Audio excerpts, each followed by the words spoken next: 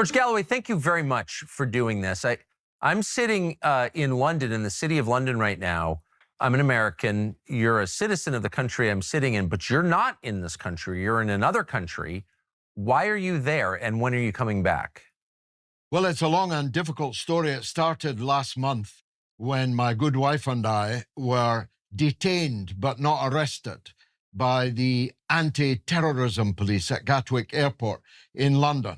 Now, ponder that piece of Kafkaesque framing. You are not under arrest, but you are not free to leave, they said. These pistol-packing anti-terrorist cops. They said you have no right to silence, and if you refuse to answer any of our questions, you will automatically be guilty under the Terrorism Act of an act in defiance of that very serious act. And the policeman joked, good luck ever getting on an airplane again. Now, to complete the framing, I'm 71 years old, 7 times elected Member of Parliament, a member of the British Parliament across 5 decades, the leader of a British political party, the biggest broadcaster in Britain, not nearly as big as you, but the biggest British broadcaster in Britain, broadcasting to the largest audience every single week. I'm one of the best known people in the country, and I've got armed anti-terrorist police telling me I'm not under arrest, but I am not free to leave. And of course, it quickly turned out that the purpose of the pull, the detention, was speech. My podcasts, my broadcasts, my tweet output, my Facebook output. That's the Britain that we now have today. And we spent 4 hours in my case, 5 hours in my wife's case, in 2 separate rooms, surrounded by armed police officers, being questioned about our political views. And in my wife's case, her fingernail, which is painted rather nicely in the Palestine colors. Now, if you had told me 8 weeks ago that such a thing was even remotely possible, I would not have believed you. There is no more patriotic British citizen than me. In the last decade, Mr. Carlson, I fought 2 major battles for the British state. 2014, The Spectator said, my speeches saved the Union, when Scotland's separatist referendum looked very much like it was going to succeed. And 2016, I was one of the leading figures in the Brexit movement, trying to win Britain's independence. And so here I am, sitting in a police station in Gatwick Airport with armed men questioning me on my political views. So the trauma of all that, to be honest, being outside of the country is the least of it. If I tell you, and nobody knows this except you and me and whoever watches, it literally broke my heart. I now have a cardiologist. I'm a man who never lost a day through illness at work in my entire life. And now I have a heart condition, arrhythmia, which the consultant cardiologist, a very fine one, tells me is of recent provenance. So you don't have to be Sherlock Holmes to work out that these cops actually broke my heart. First of all, let me just commend you for your very long string of good calls. You were against the Iraq War, you were against Scottish secession, and you were for Brexit. So I don't think there are many people who can say they were right in all 3. But I'm confused as to why a 70-year-old former member of Parliament would be considered a terror threat. And what was the pretext for doing this to you? Do you know? Well, the Terror Act, through which I sat in its passage and opposed it every line, precisely because of the possibility of its abuse in this kind of way, allows the police to seize your documents, seize your telephone, your laptop, seize everything, only at the port. They would need a warrant to do it anywhere else in the country, and they'd be very unlikely to get one in regard to me. But they saw the opportunity of stopping me under that act and divesting me of my whole life. everything, my parliamentary correspondence, my legal correspondence, my personal family pictures, my political correspondence, the members of my party, the membership list of my party, and they took it. And this is precisely the abuse of the word terrorism that you saw in London yesterday, where old ladies, old men, people in wheelchairs, blind people, are being arrested under the Terrorism Act for holding up a placard, a little piece of cardboard at their breast, and they are being taken away under terrorism charges. This is the nightmare that is Britain. Your stature will definitely not be a cause for your being huckled in the way that I was. You are a very big global figure.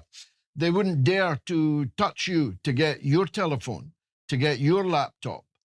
But if they could even do it to me, then I ask you to ponder just who would be safe in Britain from that. So to complete my answer to your first question, I'm not going back to Britain until I know that that will not happen again, not least because of the health problem that it has given me after the first time. And they will not give me an assurance that it will not happen again. And if you think about it, why would it not happen again? Because it happened because of my broadcasts and the fact that the British state and the Stumer, Keir Starmer, who leads it for the moment, at least, don't like what I say on my podcast. Well, I'm still broadcasting every Sunday and Wednesday, and I still have the same point of view. So there's no guarantee whatsoever that the same thing wouldn't happen to me again. My wife couldn't sleep or eat for weeks after it. She's already thin. She lost 10 pounds nearly in weight as a result of the trauma of this occasion. We knew that it had happened to other people, but we didn't think that we would be regarded as other people because of the position I have over 50 years in politics in Great Britain. But it did happen, and it could happen again. What did they accuse you of doing wrong? Had you called for armed insurrection against the Starmer government, or what was their claim? No, I don't even believe in that. Never mind call for it. I believe in democracy. I believe in freedom of speech. That's the problem. We are governed by a prime minister and a pygmy cabinet, which rubber stamps every cockamamie scheme he has to take us into war with Russia. Now, I don't want to go to war with Russia, not for Russia's sake, but for Britain's sake, for the sake of the British people whose blood and treasure would be burned, and the British people whose country might disappear into cinders and ash underneath their feet if such a war were to take place. So the proximate reason, insofar as one can glean it from 4 hours of circumlocution, is that I oppose the British government's policy towards Russia. Now, I might be right on that. I might be wrong on that.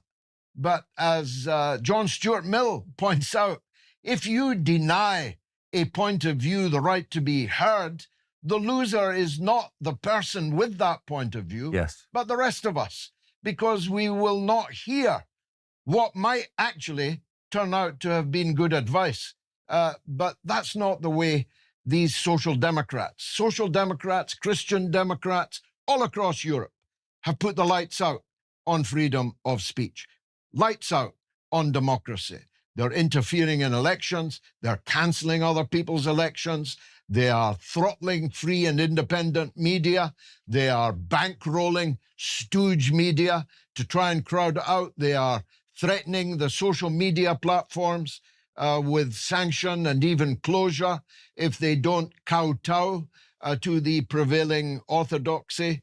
And I'm afraid Britain is in the vanguard of all of that.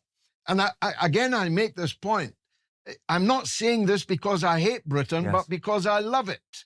It is It is an ache for me to be outside of my country all of this time. I have children there. I have a house there. I have a very keen addiction to the English Premiership in football, soccer, you call it. I'm torn from all of that. I'm torn from my family and friends. So it's a dull ache for me. But it's not as painful as another armed arrest by the anti-terrorism squad would be. So for the time being, it looks like my wife and I are around the world in 80 days and then Has again. anyone come to your defense? And anyone with authority in Great Britain? Anyone in the political classes? Anyone on television? Anyone? Yes, and the most surprising people. People like Lord Hannan, Daniel Hannan, who when he was the leader writer for the Daily Telegraph at the time of the Iraq War, I cost his newspaper £2.1 million in libel damages. But that didn't stop him taking the principled stand of denouncing this misuse of the word terrorism, this abuse of the anti-terrorism legislation to impound a prominent politician for nothing other than expounding, he said, his abhorrent views. And that's a real measure of a believer in free speech. And there were one or two others on the other side of the political aisle from me, but not that many from my own side, because my own side, the so-called left, which is really now just liberal, Americans don't get the difference, has drunk the Kool-Aid of the Ukraine war. They appear to be going quietly into the potential good night of nuclear war. Well, I will not. I will rage against that dying of the light. What's so remarkable is you became famous as a leader in the Labour Party, as a big figure in the Labour Party. I know that you were kicked out 20 years ago or so over your opposition to the Iraq War. But I mean, just listen to your accent. Everything about you says old-fashioned Labour Party. How weird is it to see that party that you grew up in and worked for become a kind of spokesman for war and international capital and like everything I thought they were against? Well, as you know, this is the era of cross-dressing and political cross-dressing more than any. The left are now the warmongers, and the peacemakers, so far as they exist, are largely to be found on the right, particularly in the United States, particularly, if I may say so, in your own person. The truth is, the right-wing, slightly unhinged president of the United States is doing everything that he can to stop a war in Europe. And the Europeans, social democrats and Christian democrats alike, are determined to stop him stopping the war, to continue the war. That's the ultimate cross-dressing, it seems to me. I grew up in an era out on the streets protesting about US wars. Now the US trying to stop the war in Europe, and the people who would once have been demonstrating with me, alongside me, are the ones demanding that the war should continue. So the Labour Party, and indeed all of European social democracy, and social democracy in the US in the form of the Democratic Party, have cross-dressed. They believe that a woman can have a penis, that a man can have a cervix, that I am somehow a phobe or an ist if I say I don't want my daughters changing for the swimming baths alongside a man, a fully formed biological male. That makes me a phobe, an ist, to be denounced and blackguarded and blacklisted, shadow banned. We are truly living in a nightmare in the Western world as a whole, I believe, but in Western Europe in particular, where all that is solid has melted into air, and all that was sacred is now routinely profaned. And I rage against it. I want nothing from anybody. and nothing that matters to me can be taken away by anybody. So I'm a free man in that sense, and I intend to use that freedom to speak my truth. And I think any attempt to stop me is doomed, because there are many, many people ready to pick up my microphone should they ever be able to prize it away. God bless you. What a wonderful description. There are so few free men, and everyone who is free has a moral obligation to do what you're doing, which is to speak his conscience out loud. So thank you. I follow this as closely as an American can, but trying to be honest here, European politics is not my politics, and it's confusing, despite, however hard I've tried to understand it. And I don't fully think I comprehend why nations that are beset with systemic and very serious problems, including economic problems, that don't have meaningful standing armies, they can't prevail if they were actually to fight Russia. I mean, of course, they would lose. But why would they want to? Why are they dead set on war with Russia? Do you understand the motive? Well, there's an old First World War truism. We're here because we're here. And ultimately we'll be here to guard the graves of those that were here because they were here.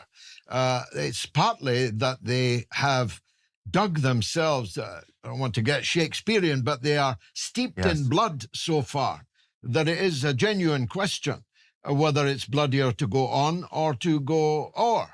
And they have spent so many hundreds of billions of euros, pounds, dollars of their people's money in a forlorn charge of the Light Brigade that it's fatal for them politically to admit that they were wrong, that they misused all those funds and they caused the deaths of all those people for no reason. And so it seems to me it's partly that. Don't forget, Mr. Carlson, these people are at rock bottom in public opinion approval rates. Keir Starmer's currently at 10%. 10%. Only 19% of the people actually voted for him a year ago and a bit ago in the general election. But now it's down to 10. Macron is at 11. Merz is at 18. They couldn't muster a majority if you put them all together. And so what choice do they have? It's continue to reinforce failure, to continue to throw good money after bad, to continue digging even though they know they're in a hole. So I don't know what choice they really have. The question is, bigger question for me, is why are the media, as they still describe themselves, not holding to account? You mentioned that you first knew me and didn't like me because of my stand on the Iraq war. I was on the BBC every single day in the run-up to the Iraq war, right throughout the war and for many months after. Virtually every single day. I haven't been on the BBC for 10 years. The mass media, as they still call themselves, though, the real mass media is you and exponentially less me, but the people who call themselves the mass media have entirely given up any role that they might have had to hold to account the political leaders for making decisions that are manifestly not working. An American leader said just yesterday, forgive me, I didn't know him, forgotten his name. He said about the European Union's 19 sanctions packages against Russia. He said, well, if you've tried something 19 times, you've got to admit you've failed already. And yet they are currently planning a 20th round of sanctions against Russia. And I didn't properly answer a point you made earlier. These societies, of one of which my own, are not just economically failing. They are culturally and socially disintegrating. Hatred, racial hatred, fear of immigration, large-scale immigration, collapsing birth rates, demographic time bombs. Our societies are the very definition of sick societies. So what are we doing about it? Well, we're sending uncounted and uncountable and untraceable billions to the little chiseling crook in Kiev. It seems like suicide to me. Yes, it is. It's self-harm, now headed for suicide. And by the way, it's no accident that amongst the sicknesses in our society is the drive towards state-assisted suicide. Keir Starmer has spent more time in Parliament this parliamentary term piloting a scheme by which you can shuffle your old grandmother off to a pod provided by the state, give her a glass of sherry and put her in the pod and say goodnight. We in Britain have now a 42% abortion rate. Almost every other baby is aborted. And we're shuffling off granny. We have a demographic nightmare. And pornography everywhere, gambling everywhere. Everybody is sponsored by one gambling. I'm so old, my father used to have to slip a piece of paper on a street corner to a bookie's runner to put a bet on a horse race. And the runner had to literally run in case the police saw him. To a Britain where gambling online, offline, in every high street is practically the only economy we've got. How's that for a sick society? I just wonder, I mean, I just have to pause and say everything, it's just so amazing to hear you say what you've just said. I've never heard a British politician talk about any of those things. And those are meaningful to me as someone who thinks that human beings have souls and human dignity that's the project we're engaged in. How do we improve people's lives and make them more fully human, not extinguish those lives? You're the only British politician I've ever heard say anything like that ever in 50 years of watching this country pretty carefully. Why? Why is that? Why are those issues never addressed? Well, we haven't just lost faith in this country. We deride faith. We mock it. We even criminalize it. We've had people arrested for praying the rosary outside of abortion clinics in Britain. People like me who believe in God are regarded as freaks by the liberal establishment, the liberal prevailing orthodoxy. And as Dr. Johnson said, the prevailing orthodoxy is the grimmest dictatorship of them all. And indeed it is. And anyone outside that prevailing orthodoxy is called a freak, called a phobe, called an ist, and banished and silenced. If it wasn't for social media, nobody would have heard me for 10 years. I would not have been on the mass media. By the way, in that 10 years, I've been elected and re-elected to Parliament, but they still would not have heard me. Social media has given me an audience, sometimes of double figures, millions per week. One week, 13.5 million in 1 week.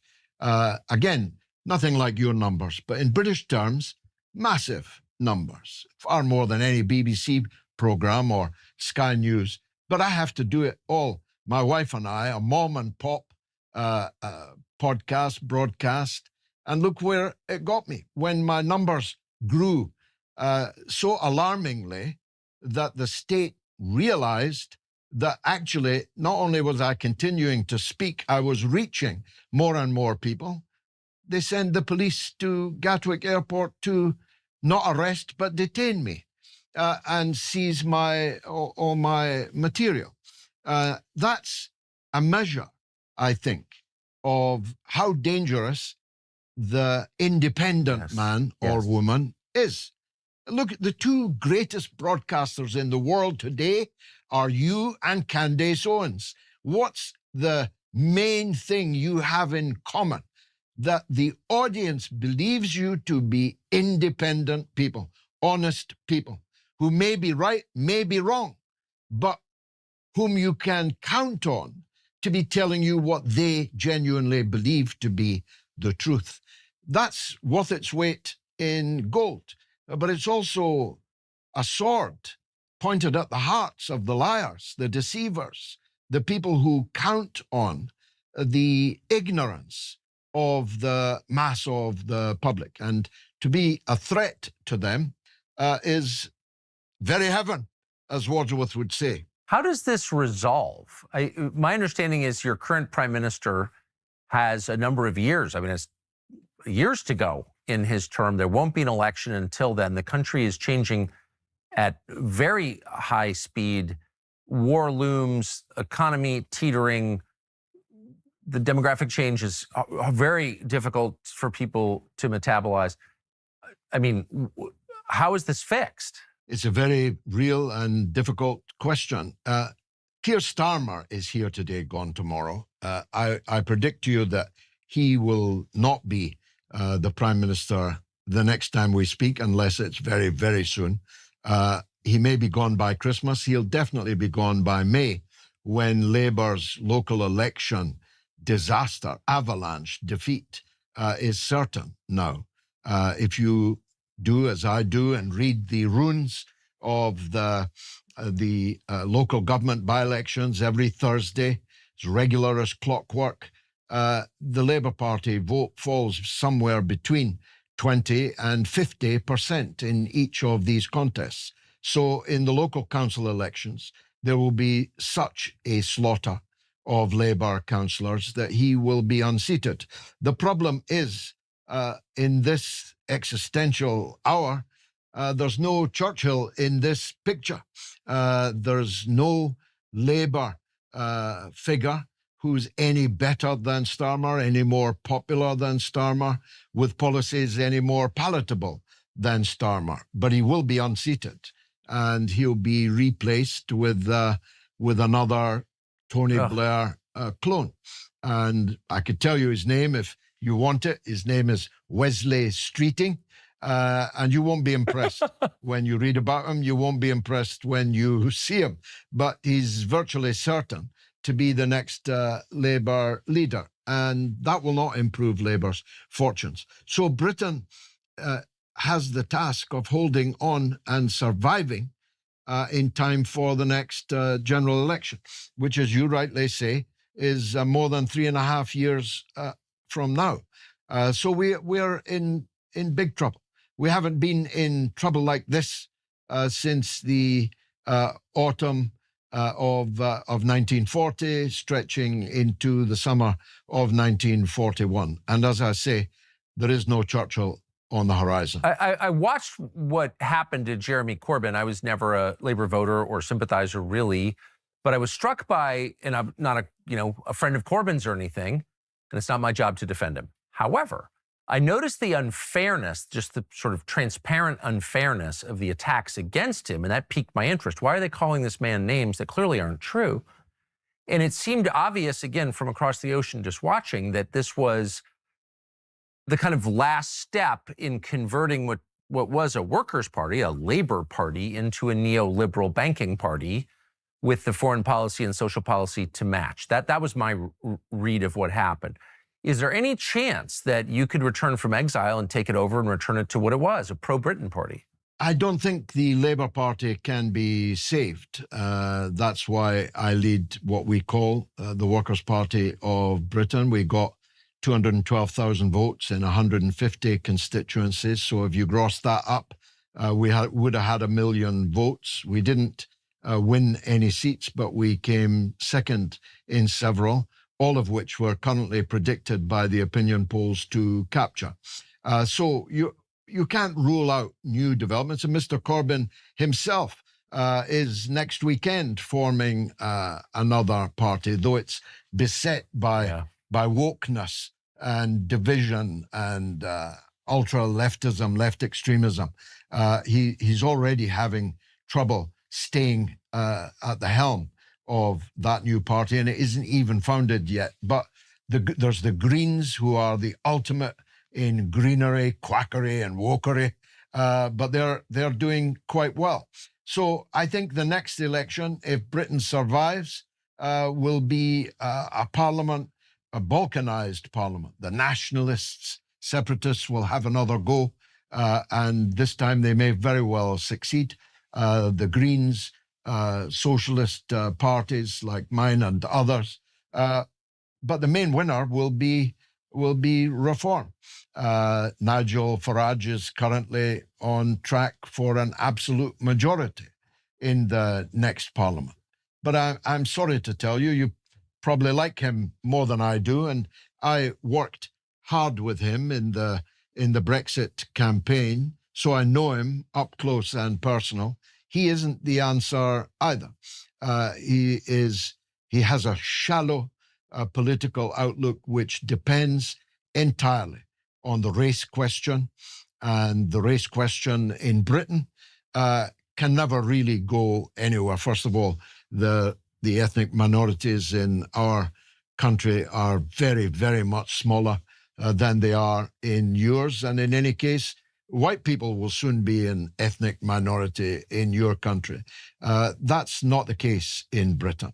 Britain is an 88% white country, and that's not going to materially change. So if you try to frighten people into believing that Britain's problems are the fault of Abdul, who owns the local shop on the corner, or the fellow who you buy a piping hot curry from on a Saturday night in the high street, you're really not going to be able to solve the problems. Because if you remigrated is the new vogue word, if you remigrated every person of colour in Britain, well, first of all, the English football team would crash out at the first round of the World Cup in the United States next year, but the economy would collapse. The health service would collapse. It's very heavily staffed by people who you count on to save your father's life when he gets carted in